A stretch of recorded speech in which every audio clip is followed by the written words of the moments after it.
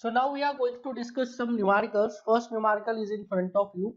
In this numerical, it is asked to calculate the direction of net reaction force at the end A. And A पे आपको net reaction force का direction निकालना है with respect to horizontal. So यहाँ पे क्या दिया हुआ है, there is a simply supported beam, but उसमें जो रोलर सपोर्ट है वो कहाँ पे लगा है, it is at an inclined plane. So हमें पता है कि रोलर सपोर्ट में जो रिएक्शन लगता है वो कहाँ पे लगता है, जिस भी प्लेन पर रोलर रेस्ट कर रहा है उस प्लेन के परपेंडिकुलर रिएक्शन लगता है. So here, so this is RA reaction, here it will be HA, and this reaction is RB.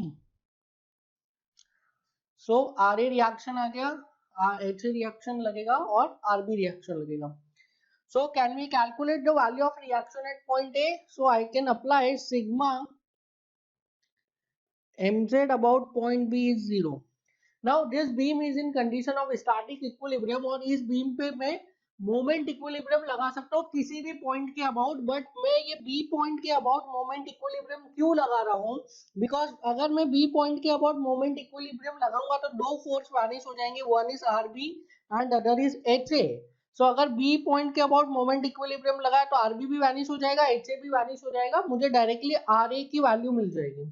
मैं ए पॉइंट के अबाउट भी लगा सकता था, ए पॉइंट के अबाउट भी लगाता तो दो फोर्स वैनिश होते, first is R A, second is H A, but यहाँ पे दिस आरबी इज इंक्लाइन, तो इसका मुझे यहाँ से परपेंडिकुलर डिस्टेंस कैलकुलेट करना थोड़ा सा डिफिकल्ट होता, इसलिए मैंने आरबी के अबाउट मोमेंट इक्विलिब्रियम लिखा है. सो मोमेंट इक्विलिब्रियम जब भी लिखेंगे तब हम हमेशा क्लॉकवाइज को पॉजिटिव लेंगे, एंटी क्लॉकवाइज को नेगेटिव लेंगे, डाउनवर्ड फोर्स को पॉजिटिव लेंगे एंड अपवर्ड फोर्स को नेगेटिव लेंगे. This is very general sign convention, तो हम हमेशा ये यूज करेंगे. सो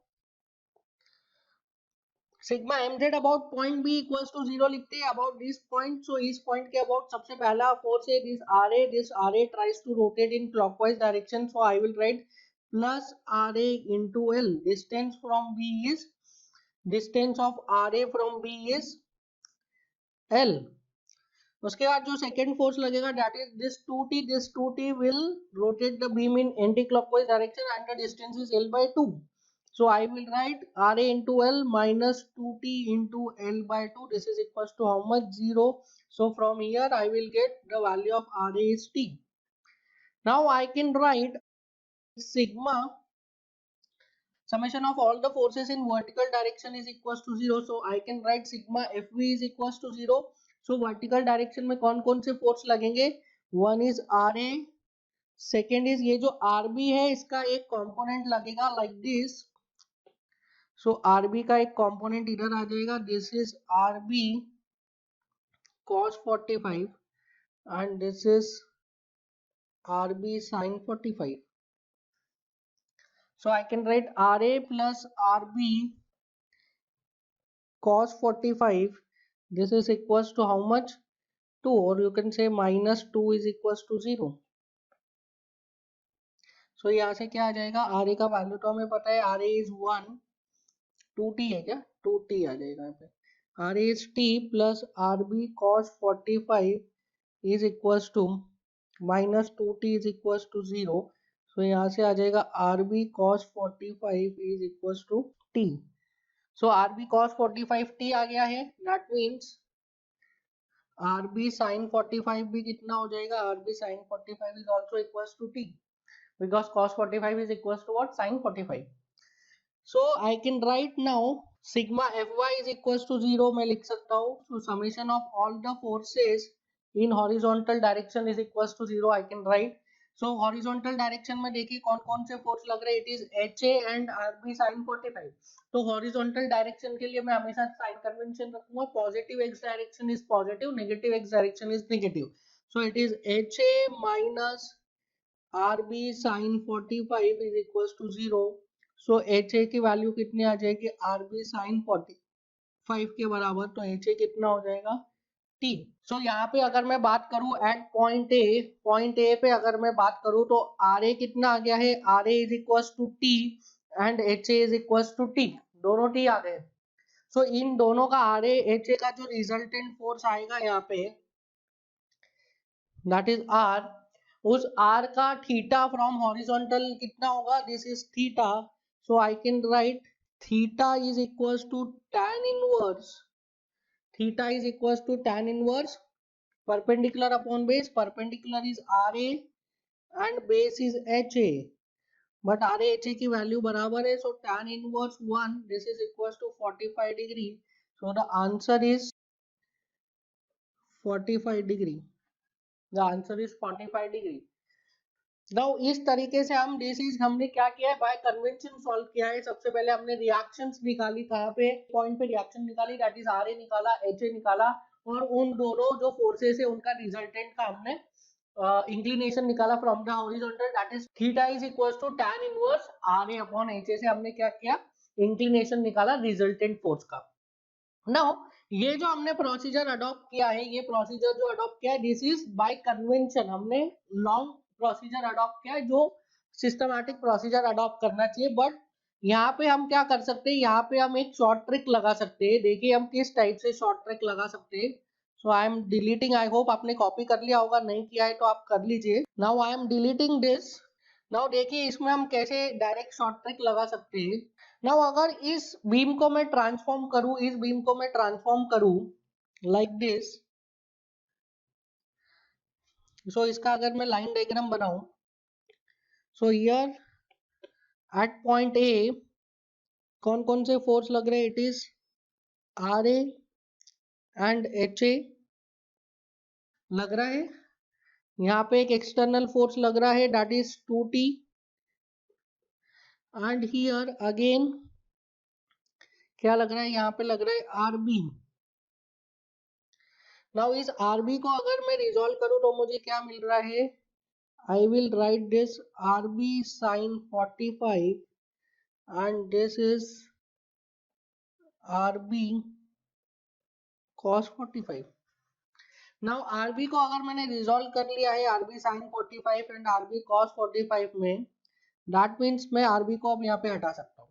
अब इस स्ट्रक्चर को आप देखिए, इस स्ट्रक्चर को, now this structure you can say this is this is what, this is a symmetric structure, ये कैसा स्ट्रक्चर है, this is a symmetric structure, so can I say by symmetry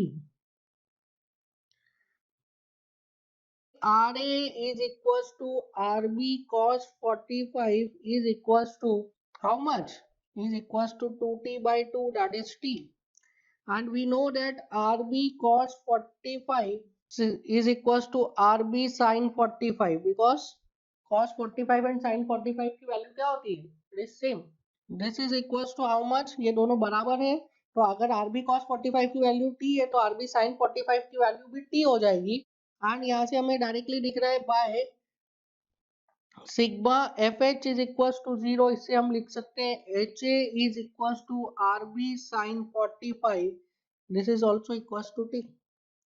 सो यहाँ से आर ए की value आ गई t, H A की value आ गई t, दैट मीन्स इनका रिएक्शन का कितना एंगल हो जाएगा, this is 45 degree.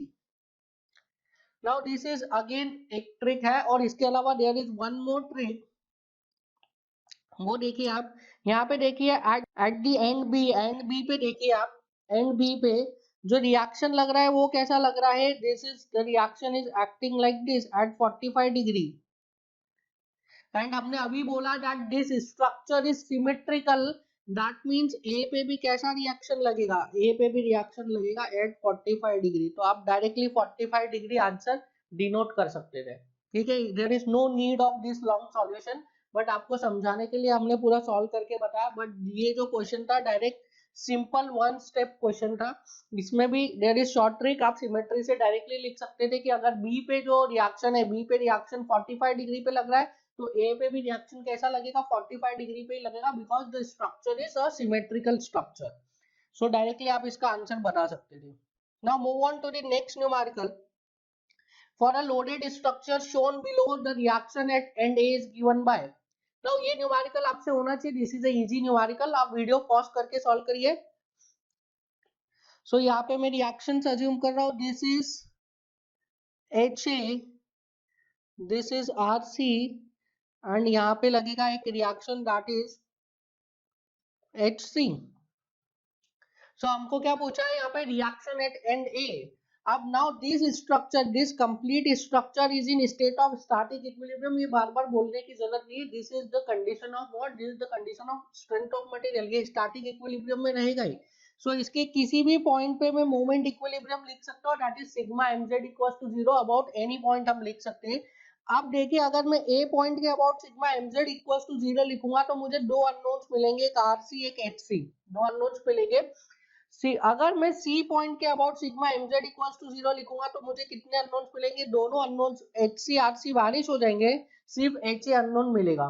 So I will write sigma mz about point C is equals to 0। देखिए, इस टाइप के जो क्वेश्चन है इसमें आपको यही चूज करना सबसे इंपॉर्टेंट है कि आपको किस पॉइंट के about sigma mz equals to 0 लिखना है।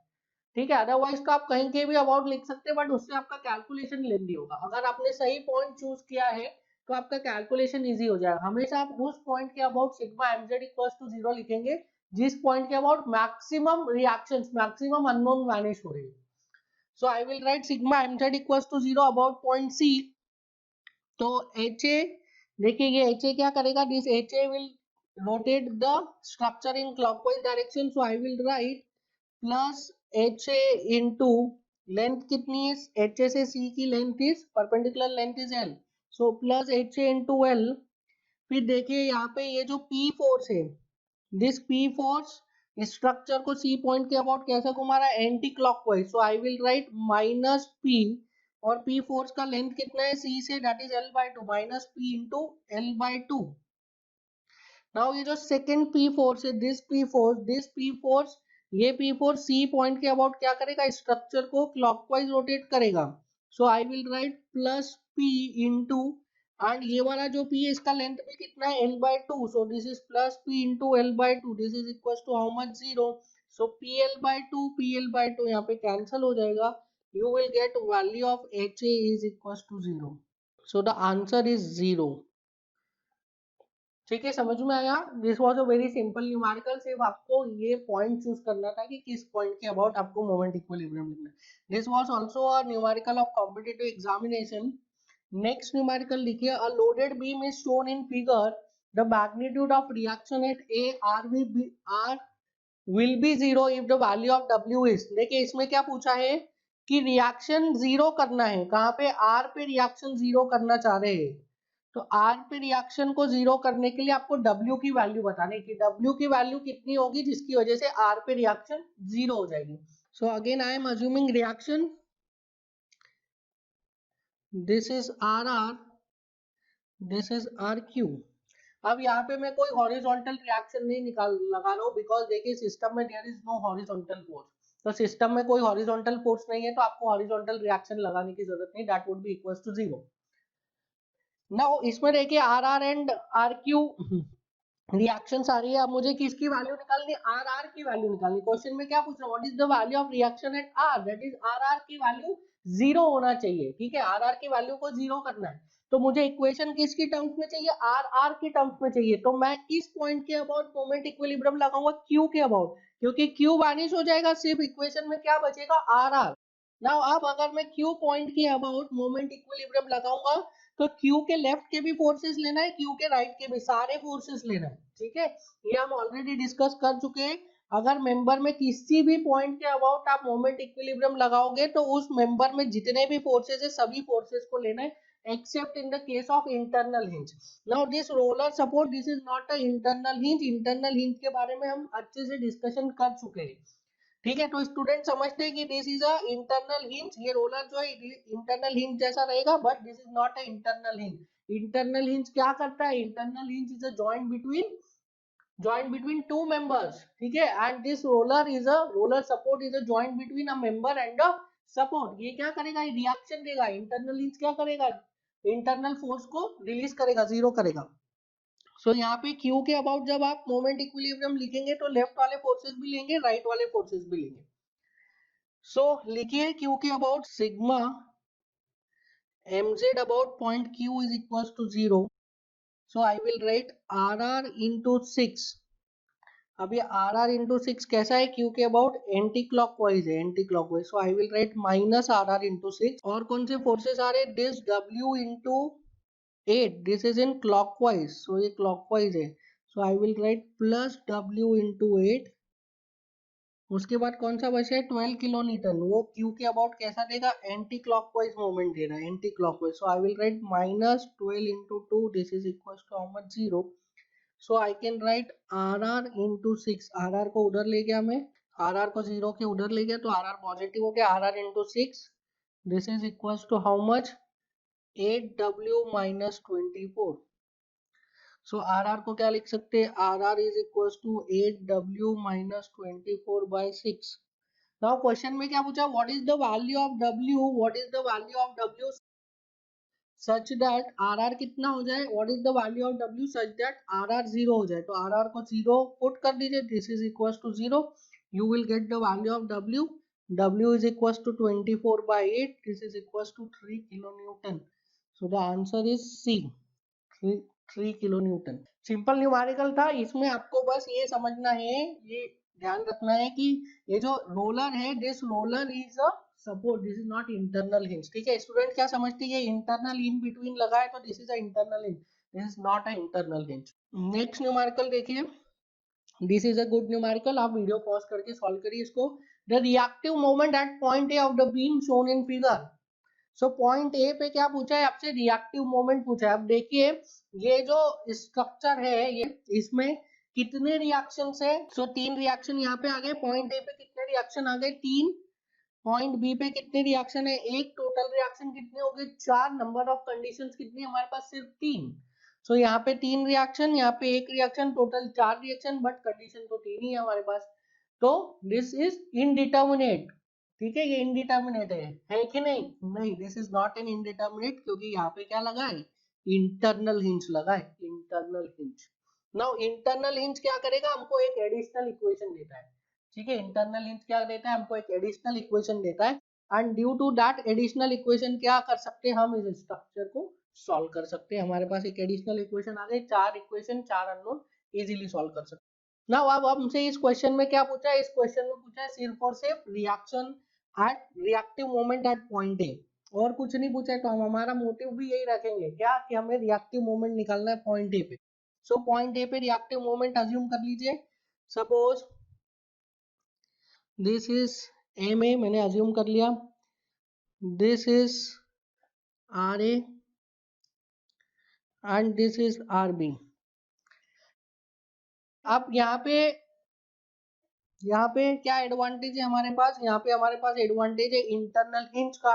इंटरनल हिंज का क्या एडवांटेज है कि इंटरनल हिंज के उसमें मोमेंट इक्विलिब्रियम लगाऊंगा तो या तो सिर्फ लेफ्ट वाले लिखूंगा या तो सिर्फ राइट वाले लिखूंगा, सारे फोर्सेस लिखने की जरूरत नहीं है, तो या तो सिर्फ लेफ्ट वाले लिखूंगा या तो सिर्फ राइट वाले लिखूंगा। तो इंटरनल हिंज के अबाउट मोमेंट इक्विलिब्रियम लगाता हूँ, sigma M Z about point E. अब ई के या तो लेफ्ट के ले लीजिए या तो राइट के ले लीजिए, अगर आप पहले लिखते हैं अबाउट ई के राइट वाले फोर्सेस लेते हैं तो आपको कितने अननोन मिलेंगे, यहाँ पे दो अननोन, एक एम ए है, एक आर ए है, आपके पास दो अननोन से, one is M A, second is R ए।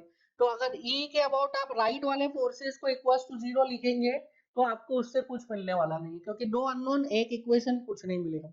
ई के अबाउट लेफ्ट के फोर्सेस इक्वल टू जीरो लिखोगे तो यहाँ पे सिर्फ एक ही अननोन है, that is R B, only there is one unknown, that is RB।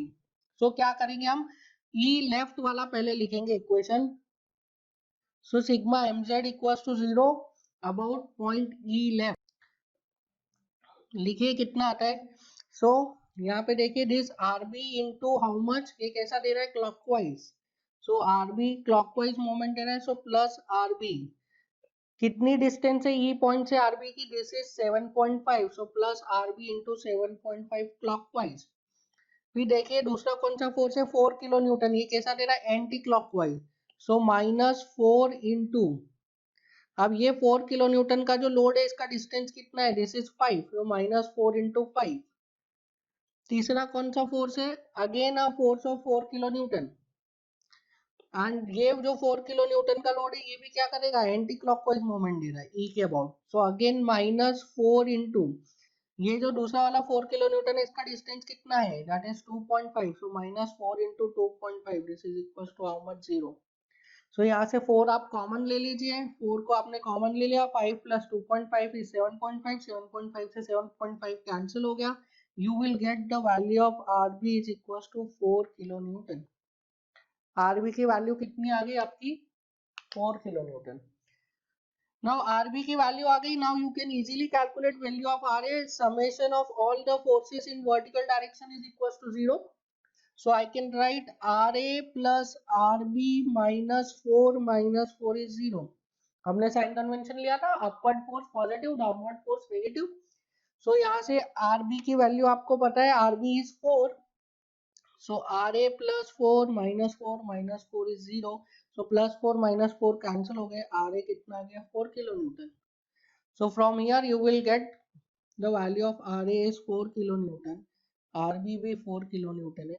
Now you can apply what? Moment equilibrium. So moment equilibrium about point E right. अब आप right के forces को ले सकते हैं, क्योंकि यहाँ पे हमारे पास क्या आ गया है, यहाँ पे हमारे पास आर ए की वैल्यू आ गई है। अब ई के राइट में कितने अननोन से, अब ओनली एक ही अननोन है ई के राइट में, that is M A. So अब हम लिख सकते हैं sigma M Z about point E right is equal to 0। ये ई राइट ई लेफ्ट कब लिखेंगे, सिर्फ और सिर्फ इंटरनल हिंज के केस में लिखेंगे, बाकी नहीं लिख सकते, बाकी आपको सारे फोर्सेस लेना पड़ेंगे। सो I can write R A. अब देखिए जो आर ए है ई के अबाउट, आर ए क्या कर रहा है, एंटी क्लॉकवाइज मोमेंट दे रहा है। So I will write minus R A into length कितना है 2.5, इंटू लेंथ इज 2.5। और उसके बाद क्या है, और कौन सा लोड है यहाँ पे, that is M A. M A कैसा है, M A is clockwise, so I will write plus M A, this is how much, this is equal to 0। R A की वैल्यू कितनी थी 4, so minus 4 into 2.5 plus M A is equal to 0। So M A कितना हो गया 10 kilo newton metre. सो जो आपका answer आएगा that is 10 kilo newton metre, the answer is 10 kilo newton metre. So answer is 10 kilo newton metre. ठीक है, इसमें और एक चीज होना चाहिए थी, that is 10 kilo newton metre clockwise, 10 kilo newton metre clockwise, this is the correct answer. So इस तरीके से हम न्यूमेरिकल्स को डील कर सकते हैं। Now we will move on to the next topic in the next lecture. Thank you.